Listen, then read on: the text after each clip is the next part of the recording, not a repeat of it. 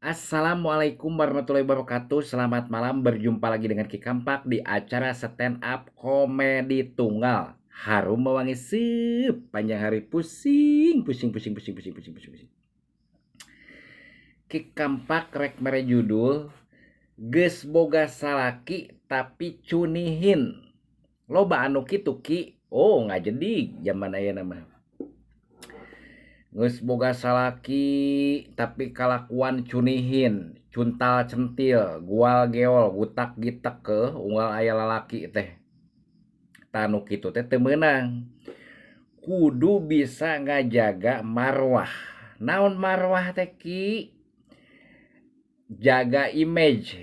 Komo lamun awewe ulah sampai nepikeun ka geus boga salaki tapi juntak jentik hareupeun lalaki mere harepan ka batur atau digombalin mabok oleng komo lamun dibawa kanu baperan waduh cilaka eta mah aing geus boga salaki mah kudu istiqomah lamun niglas kudu sakecasna ulah ucas acos ka mana karep cak sakali geus ulah ucas acos ka mana karep akhirna naon GR keneh teh aya nu muji merekot geulis bodas tah eta teh pupujieun kageeran gede rasa akhirna timbul saha timbulna Ki pihak ketiga iblis lamun geus timbul pihak ketiga nyaeta iblis heug kagoda hayu chattingan